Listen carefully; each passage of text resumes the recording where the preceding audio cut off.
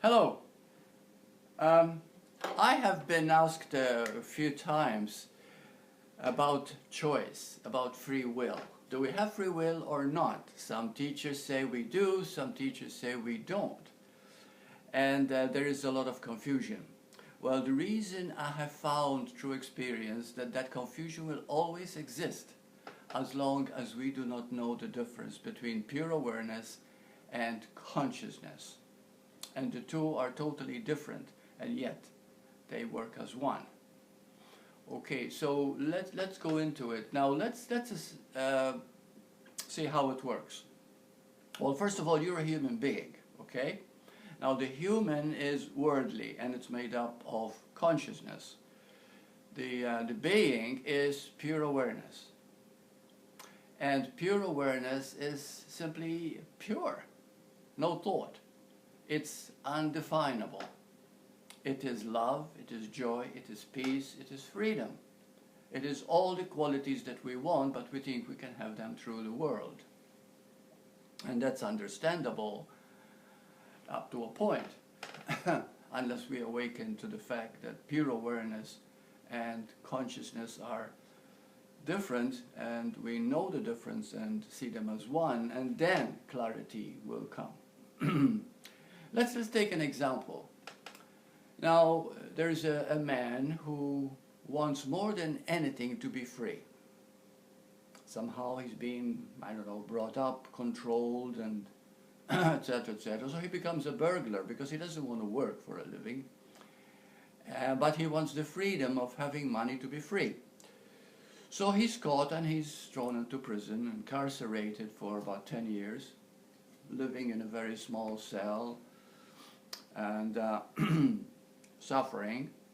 Finally, he's released.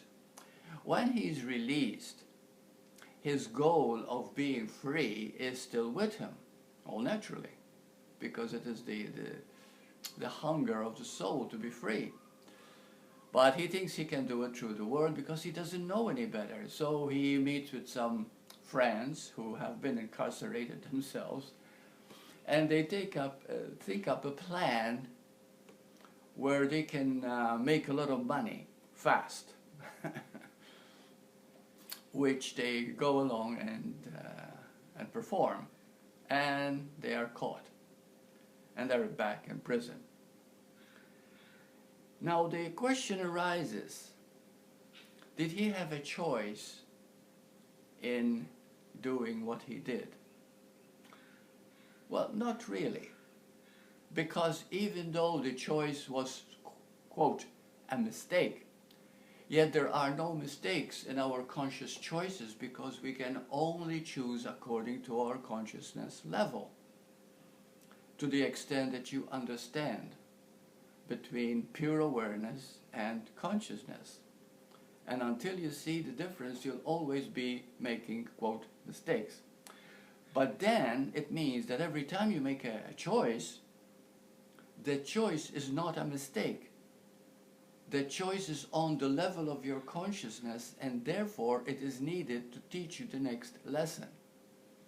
So in the case of this burglar, he still didn't learn that burglarizing and hurting people doesn't work, because he hasn't learned from pure awareness that only unconditional love is the truth. So therefore, as he focuses on the law the law of attraction, the mind, consciousness, will bring him to the point where he needs to learn his next lesson, which was his choice, unconscious choice. Now, does it mean that we have free will? We have free will, which is also choice, according to the level of consciousness. And it is also always consciousness that is choosing. Now you might say, but how do we get to the point where we totally understand whether there is choice or not? In truth, no, there is no choice. Why? Because truth is choiceless. Truth is the now. You see? And the mind cannot understand now, because the mind is linear. The mind thinks in past, present, and future. We think we had past lives, we think we're going to have future lives. We're not realizing that, like Einstein said, and quantum physics tell us, that there is no time. Everything is happening now. Everything is simultaneous. Everything is present according to, and we see it and experience it according to our level of consciousness. So, but in truth, the ultimate truth I'm talking about is that there is no choice. Truth is choiceless. Why is it choiceless? Because it is truth. And what is that? It is unconditional love, which is our very being itself. Unconditional love is the ultimate truth. And we're always working towards that until we learn that lesson, and we make, quote, many mistakes. So when we make a choice on the level of consciousness that we happen to be in, that is not a mistake. It is simply a lesson that we still need to learn. So every time you make a choice, if it's not prompted by unconditional love, you're bound to make, quote, a mistake. Because we're always learning towards that. The human is always moving towards being, which we call evolution. But in truth, being already is. Now, the key question is, how do we go back and discover pure awareness? Well, I call pure awareness another name now, which I find it is more appropriate, and I call it quantum space. Now, quantum space, quantum is the smallest of the small. You know, when you take a fragment, it's very, very small. For example, the body. The body is made up of trillions and trillions of cells. And each cell is intelligent, it knows what to do. It knows how to produce a brain, a heart, a kidney, a liver, etc., etc. Okay? And it's intelligent. Because again, you know, that awareness is self-organizing. The intelligence of life existence is remarkable, mind-blowing, literally mind-blowing. So so now we go to that point that we have to experience that quantum space. That quantum space means this, that you cannot hear these words that I'm speaking to you unless there is space in between the words, whatever language would that could be. Or you cannot hear music unless there is a space in modulation, balance, harmony, etc., etc. It's according to that space. You cannot talk to someone on the phone unless there is space. You cannot see someone unless there is space. Space is there all the time. When you think, there is space between thoughts, but we're not aware of that ordinarily. However, when we start to become very still, and you begin to see the thoughts going by, you will find that we can think maybe 26,000 thoughts a day. But when you see them go by, you'll find that there's a gap in between the thoughts. Now, if we can ask ourselves during thinking, I wonder what the next thought will bring.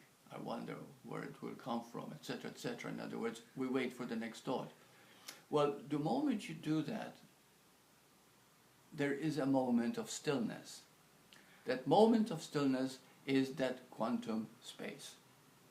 That quantum space, when it is experienced over a period of time, let's say you're able to quiet the mind for about, oh my goodness, 5 minutes or so, and it keeps on increasing. What happens is that you begin to feel a tranquility, a joy you never knew before. You begin to feel an energy like, wow, you know, it is so wonderful, you know, so anyway, I didn't plan this talk, so it comes and it comes. And so that's quantum space. Now that space itself is nothingness. It is emptiness. It is not a thing. It is not something you can hold on to or look at. It is like looking at a blank screen.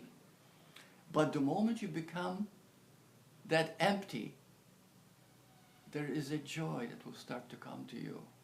This is something that has to be experienced.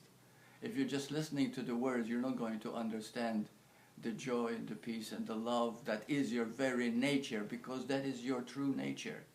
Pure being, pure essence, quantum space. That's I call it quantum space. So, when you begin to experience that, that itself produces the world. Thought comes from that awareness. But awareness itself is not a thought. It just is. It is undefined. It is beginningless, endless, unborn. You are that timeless now. You see? So the now itself is complete. It is you, this quantum space. Now, Krishnamurti said that be as you are. If you want to change, if you don't change that which you are, you'll go to a transformation. That is so beautiful, because all we need to do is simply accept ourselves as we are and begin to find moments of stillness and silence. And as we do that, we begin to understand things we never understood before. Not through words, not through reading alone, but through seeing that timeless moment, that eternal, immortal sense of self. Okay? And that is the only choice we have, because that is the ultimate truth. That is what we are heading. So, in other words, truth is choiceless, because it is unconditional love. Love, stillness, silence, emptiness, nothingness, spirit, they're all one and the same thing. Sometimes, Buddha called it nirvana. Jesus called it the kingdom of God. We can call it heaven. But it is who you are. Once you experience that, then you'll find that's all you ever want, because that's all you ever are, really. You see? Other than that, you have you think you have lots of choices. And those choices are never wrong. The choices you make are never wrong, because they will lead you to the next lesson you need to learn. But if you want to know whether the next lesson is going to be painful or not, then stop for a moment and listen to your heart. Your heart is that quantum space. Your heart is love. And when you start gravitating towards that balance, that quantum space, that's it. You'll find you've always been that. It's a matter of waking it up. Now there's another thing that happens. We need to wake up to it. We listen to that and think, oh my goodness, I must wake up. Okay, the moment you say that, you've lost it. Because you can never wake up. Waking up is not something you do. It is simply see that there is no waking up. That's waking up. It is simply now. In this very stillness, this very moment, you are perfect. If you don't understand this, that's okay. But when you begin to feel that quantum space, you'll begin to see it and feel it. And that will make the difference, because that's all there is. Thank you.